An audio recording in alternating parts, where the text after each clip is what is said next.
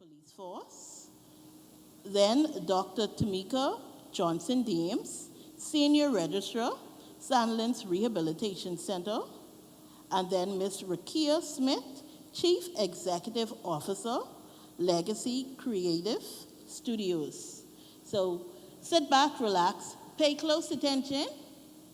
So not all at once after they finish presenting. If you have a question, not all at once, okay? So look alive, okay? So session one.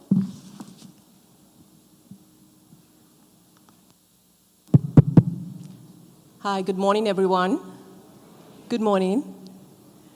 I'm pleased to bring you greetings from the Pan American Health Organization, World Health Organization representation for the Bahamas. Suicide is a significant but often neglected public health issue surrounded by stigma, taboo, and myths. Every case of suicide is a tragedy and severely impacts not only individuals, but also families and communities. Globally, considerable progress has been made, with suicides having declined by 36% between 2000 and 2019. However, suicide remains the leading cause of death among young people worldwide.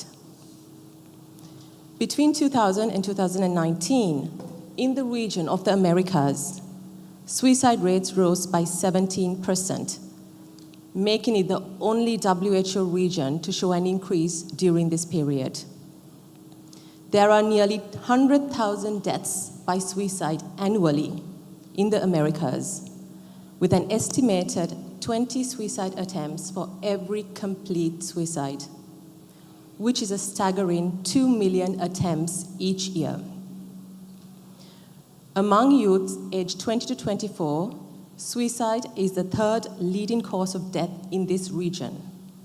Moreover, among young people aged 15 to 25, about 12,000 die by suicide each year, again in this region. While this is principally increasing due to rising rates in North America, the English-speaking Caribbean, including the Bahamas, has the second highest suicide rates in the Americas. Now let us shift the focus to the Bahamas, and I know the previous two speakers did give the data, and I know we will be talking about this data repeatedly, but the numbers are both alarming and serious, and I'm going to repeat it. A nationwide survey of Bahamian teens, this is aged 13 to 18, revealed that 1 in 5 teens has attempted suicide, and 1 in 4 teens have actually thought about it. Persistent feelings of sadness, self-harm, and hopelessness have more than tripled over the last 25 years. Amongst the teens, girls report higher rates of suicidal thoughts and self-harm than boys. However, boys are more likely to die by suicide. Although 61% of young people know where to access professional and mental health support, only 23% feel they have someone to talk to and confide in. Official data show that suicide attempts remain high, over 50 attempts in 2023. These numbers are more than statistics. They represent young lives, families, and futures at risk. They are our children, they are your siblings, cousins, classmates, and friends. Considering the rise in suicide in the region of the Americas, the Pan American Health Organization has launched a regional suicide prevention initiative to work with countries and communities to save lives. This is an urgent response. It is a multi-pronged, evidence-based approach to preventing youth suicide, and this includes combining efforts across health, education, social services, media, law enforcement, faith, and youth organizations. Limiting access to things that can be used to attempt suicide, such as medications and weapons. Promoting responsible media reporting. fostering social, emotional life skills in adolescents, teaching them skills, coping problem solving, emotional regulation and stress management, as well as how to handle stress, talk about feelings, or deal with conflict. We need to improve and strengthen suicide surveillance systems. We need to have accurate data to drive effective action. Ensuring early identification, management, and follow-up for individuals exhibiting suicidal behaviors, including community-level linkages to mental health services. Raising awareness and reducing stigma. Why? Because stigma kills, but awareness saves lives. From the Pan American Health Organization, we stand ready to partner with the Bahamas in developing gender and youth-sensitive interventions, empowering families, schools, and faith and community leaders as first responders in prevention, expanding access to trusted mental health support, reducing stigma, nurturing open communication. And what can you all do here? If you are here today, it means you already care. That's the first step.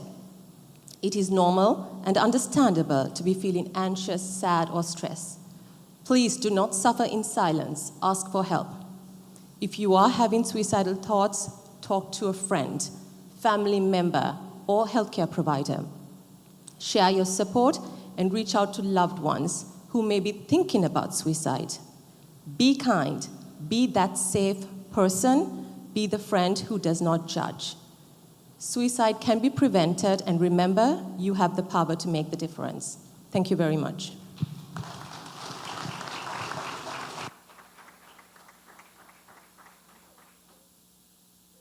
Good morning, everyone. I'm Altair Bowles, like it was said before.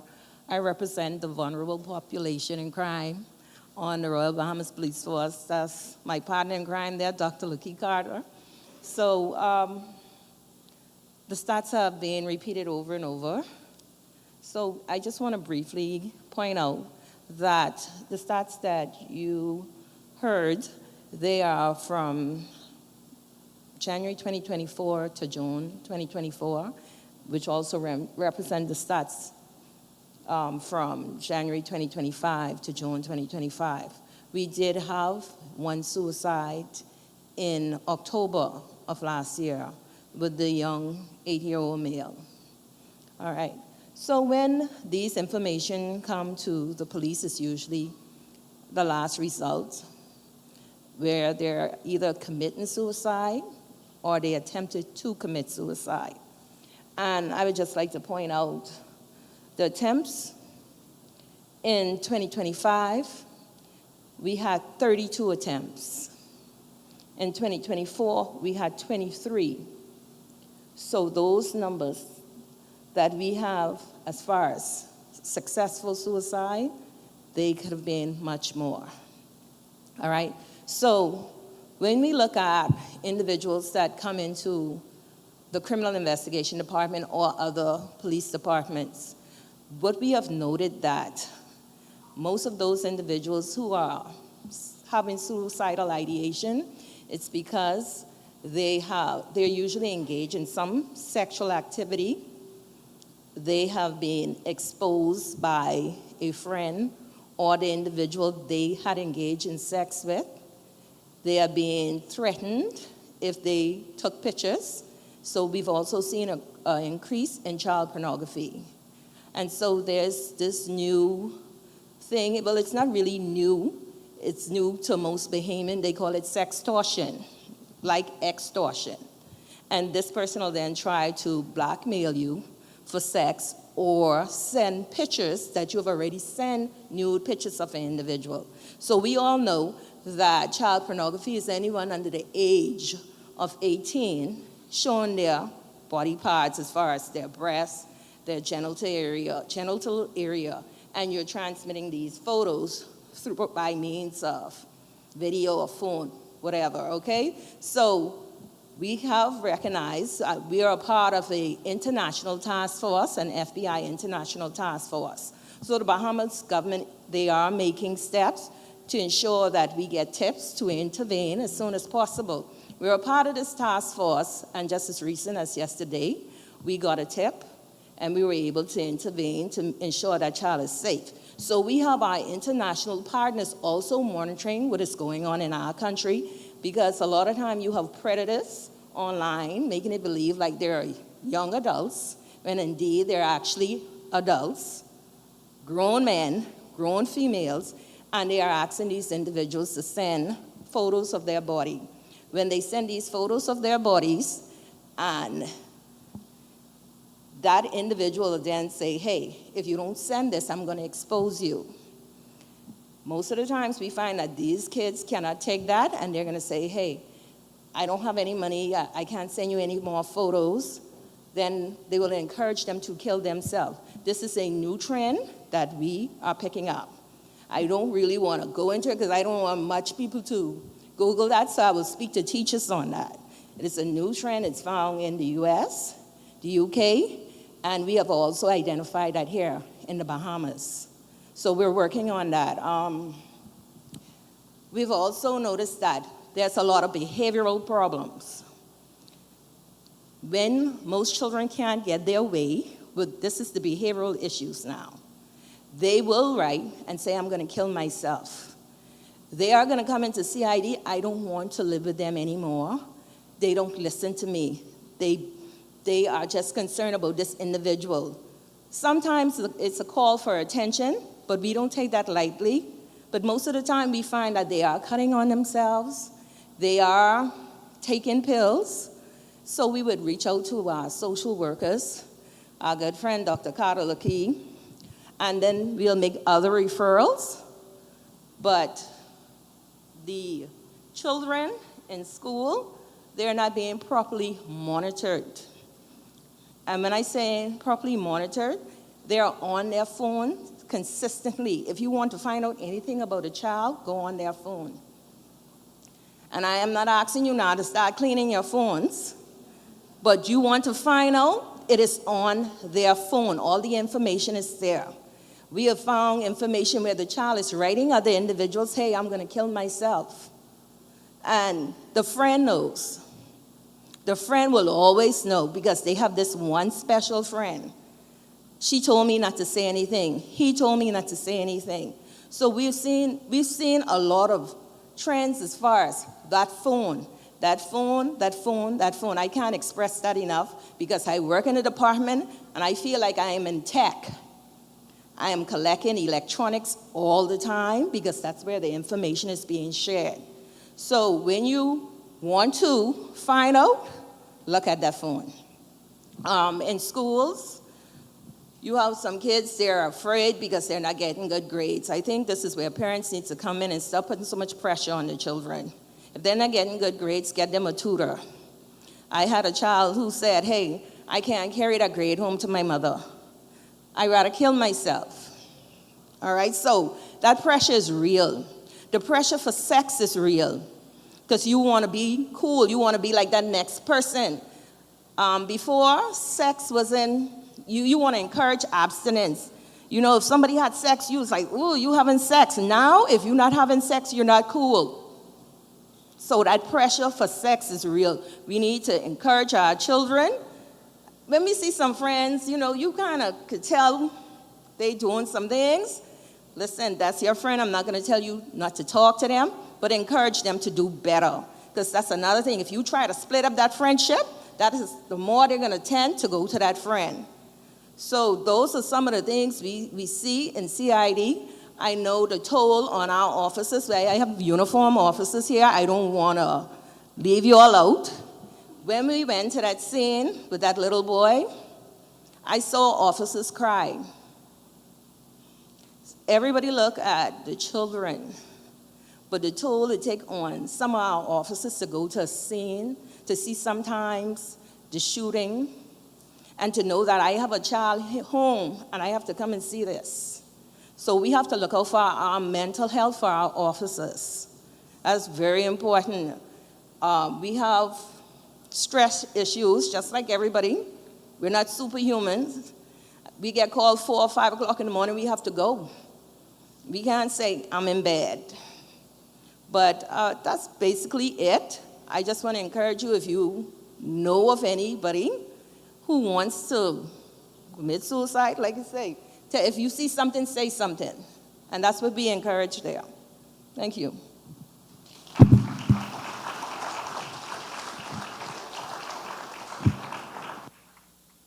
Good morning, everyone. Can you hear me? I feel like I'm talking loud, but it feels low on my end. So tell me if I'm good. Someone said a little louder. Is this good? Wonderful. So I'm Dr. Johnson Dames. I'm a senior registrar at Sandilands Rehabilitation Center. So as you guys have heard, the numbers are alarming. And of course, when we look and talk about numbers, we don't want to just focus on numbers. These numbers reflect the amount of lives that are affected. And I'm not just talking about the lives of the persons that may have considered suicide. I'm not talking about the lives of the persons that may have attempted or completed.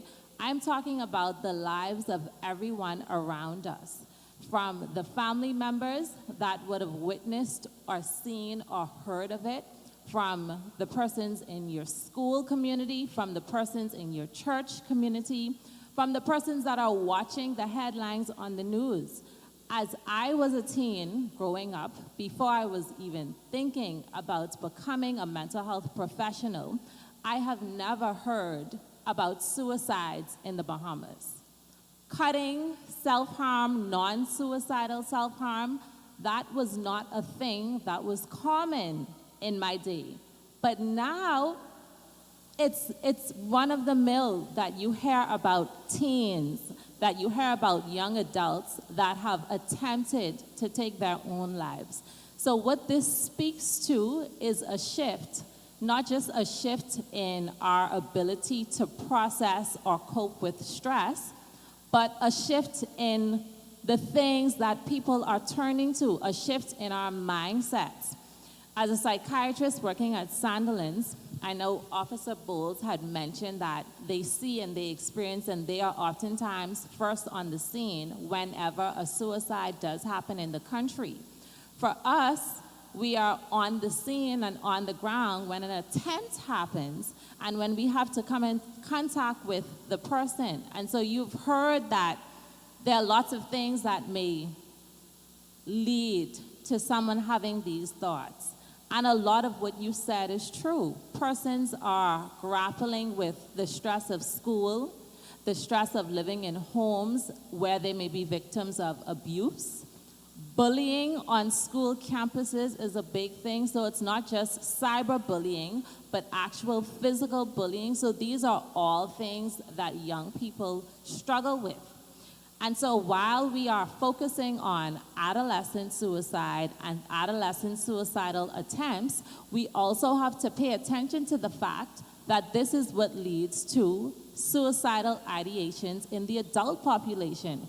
So I'm happy that the focus of this year's Suicide Prevention Day is on the youth because that is where it starts. So I think getting to the root cause is important. In a lot of cases, when you talk to someone that's older, when you speak to them about their childhood upbringing, you get to understand why they are troubled in adulthood. You get to understand some of the things that would have happened to them as a child, some of the things that were never addressed and that were never dealt with. And we've seen and heard it before that young people would say, I mentioned to my mommy that I was sad. I mentioned to my daddy that I wanted to kill myself. And the response was, what you want to kill yourself for? You don't got no bills. A lot of times we do disregard young people when they say that they are going through something, because as far as a lot of persons are concerned, when you are young, you should not have stress. But we've heard statistics about suicide.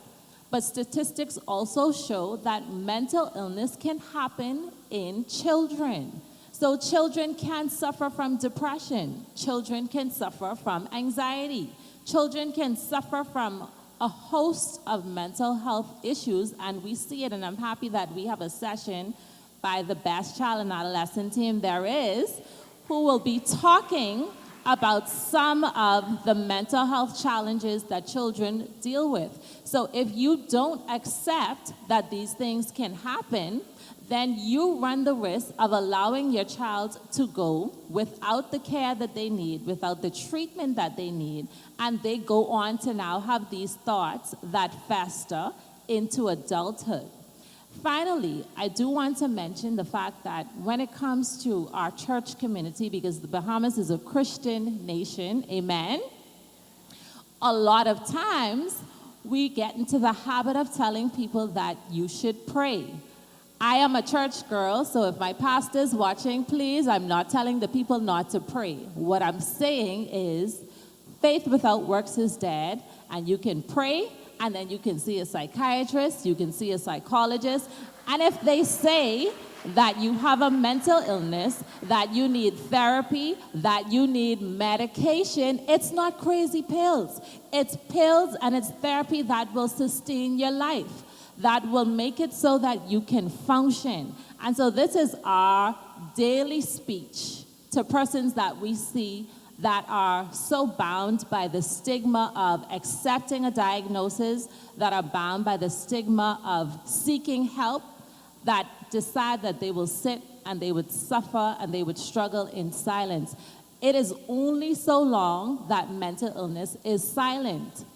After a while, it becomes very, very loud because it affects the ability to speak, it affects your ability to think, and if you can't speak and if you can't think, then your behavior will be strange. Your behavior will be unusual, and these are some of the things that we see. So I'm happy that this room is packed. I'm happy that there are people that can't get seats. I'm happy that there are people that are on the outside and that there are people that have to watch on Facebook and on YouTube because they can't get into the room, because that means that our mission is accomplished, that we are achieving the goal of getting the word out there, that we are achieving the goal of spreading awareness, because that is the only way that we will break this stigma. So thank you guys so much for being here.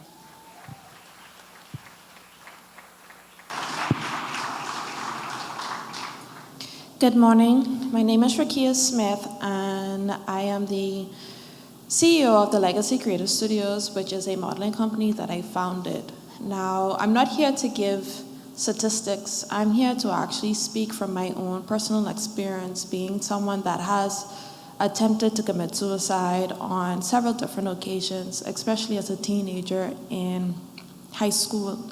I've been suffering with and dealing with depression and anxiety for over 15 years now.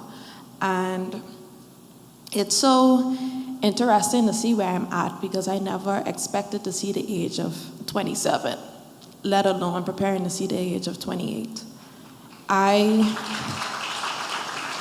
remember vividly in grade 11, I went to school. I was having problems at home. I was being molested and my parents did not know. And I was dealing with that. I had some behavioral issues, whereas I wasn't able to speak to my parents, and all of that was taking a toll on me. And I went to school that morning and I said, you know what? I am done. I am tired. I don't want to be here anymore. I don't feel seen, heard, or appreciated by the people in my life. And I sat on the bleachers and I took a bottle of Tylenol and overdosed, with intentions of ending it right there and there.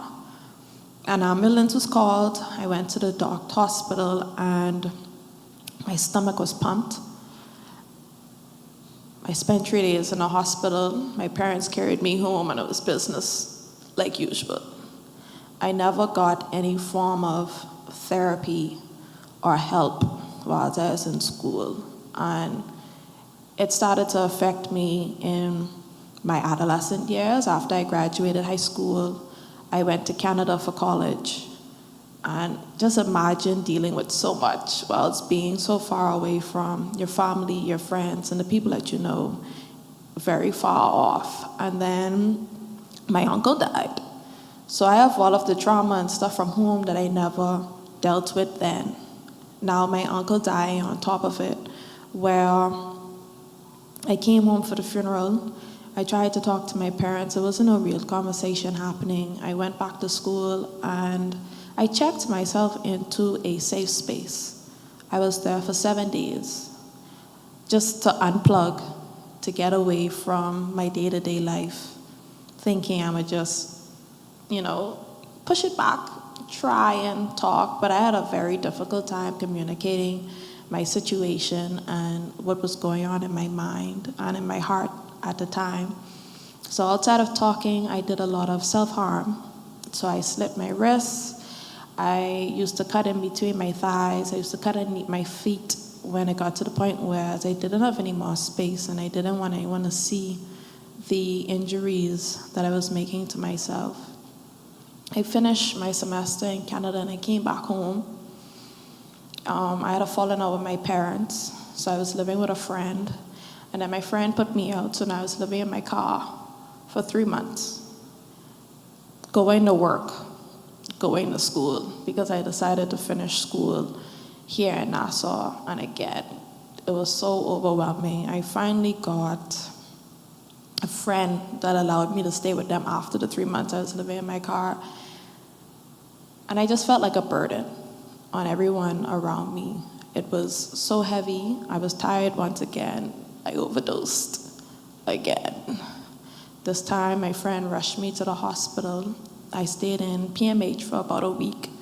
And at that point, the nurses came to me and said,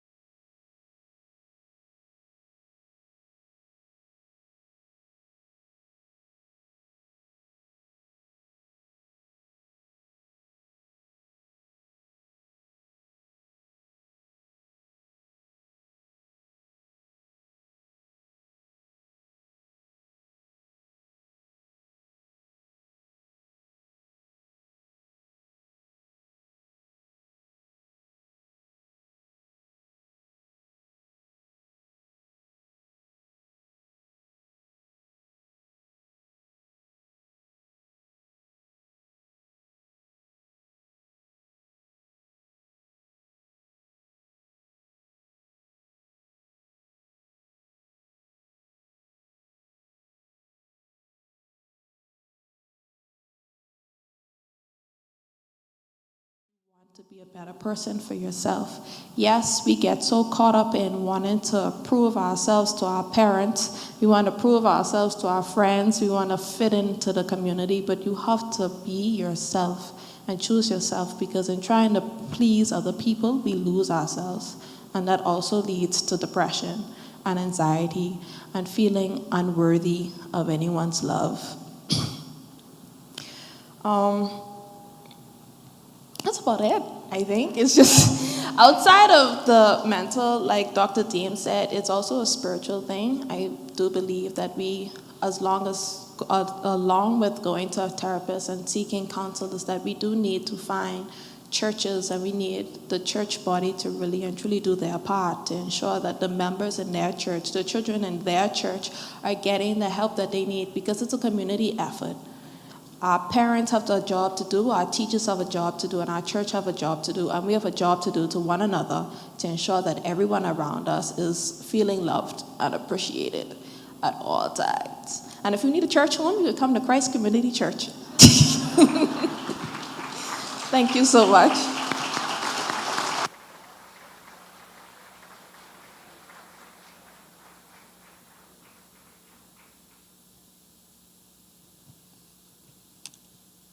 Good morning, good morning, good morning again. Can I get a good morning?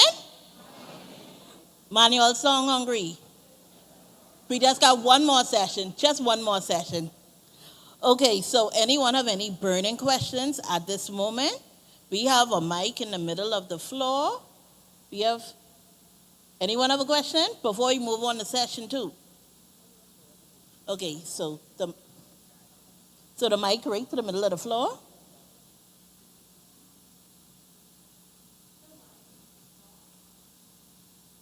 Now we on? There we go. Wow, I almost didn't need the mic. Good morning, everybody. Good morning, students. Y'all sound, good morning, students. This is only the second week of school. Y'all can't be sounding like that. Good morning, students. Thank you. I want to say, first of all, amazing job by the panelists. My question is for Rakia.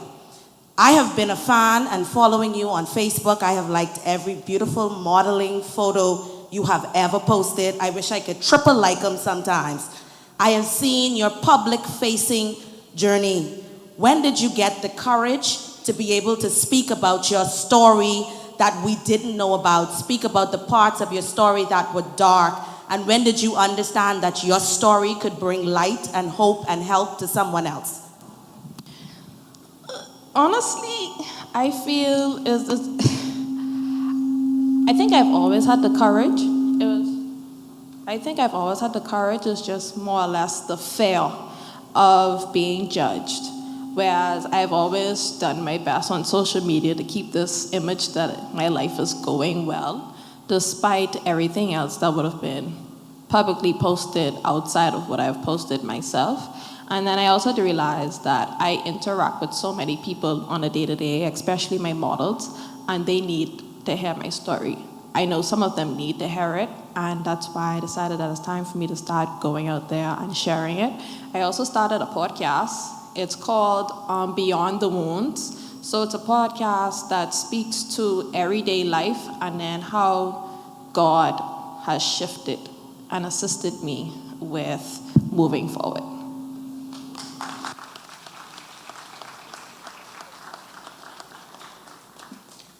Good morning, everyone. I don't have a question, I just wanted to make 2 comments. Just again, for the whole panelists, a fantastic job. But I just wanted to commend the Royal Bahamas Police Officer.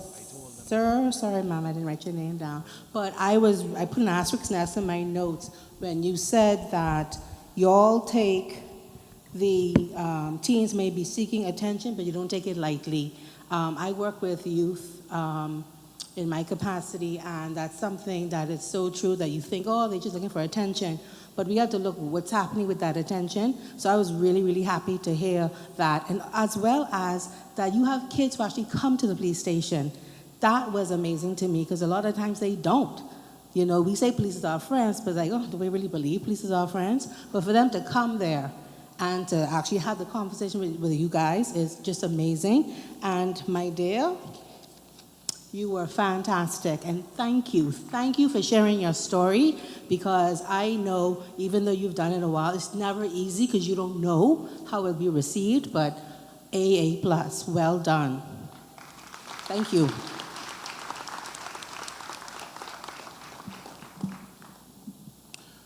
Good morning. My name is Manasseh Sims, and I am the Youth Director for the South Bahamas Conference of Seventh-day Adventists. Thank you for the presentation and the information that you shared. I wanted to ask a question. In particular, you mentioned that out of the suicide attempts, especially as it pertains to males and females, especially young boys, it seemed to be that they were more successful. At least they completed the task that they attempted to undergo. Is there any information that you can give to why it seems as if males are more prone to being more successful in their attempts? And is there something that we can use from the data that can help us to reach our young men, our young boys, to help reach them before they get to that point?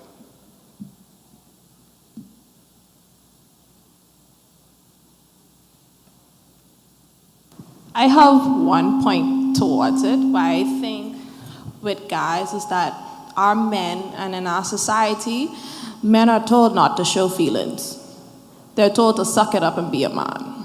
And with telling our men that they're not allowed to show feelings or have any feelings or be emotional, it causes them to feel very alone, in my opinion, especially interacting with men that have wanted to commit suicide or talked about committing suicide. It's just that they don't feel like they could talk to anyone. They can't go to their dad. They can't go to their brother. And they hold it in because they don't want to look like a wuss, in a sense. Further to that, when I spoke with some of the females who attempted suicide, I asked them the question, why you were at that point, what made you stop? And they thought about their children. And so I think women have more of a sense of responsibility to their children. That is like the main thing, the children. Who would take care of my children when I leave? Because for the most part, in those cases, the father was absent. Just want to add to that as well. There is no specific data related as to how the males committed suicide. And I think this is also another big challenge, the lack of data. Because if we have that information, we can better focus our interventions. And that is an area that I think the Bahamas needs to work on.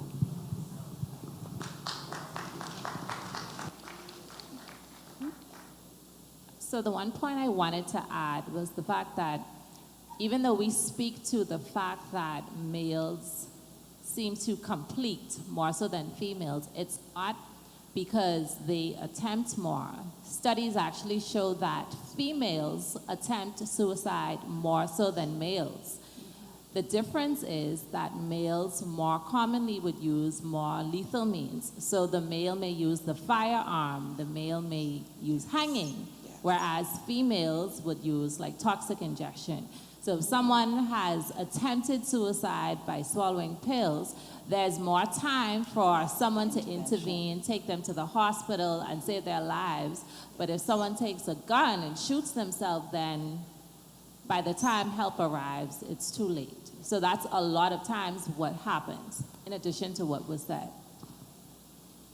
Good morning. Thank you so much, panelists. My name is Dr. Shamel Rose-Sands. I'm currently the director for the PHA Academy. However, I spent 17 years in clinical practice at Grand Bahama Health Services. And I was about to say that we may not have empirical data, but anecdotally, I will agree with what my colleague who spoke last would have said.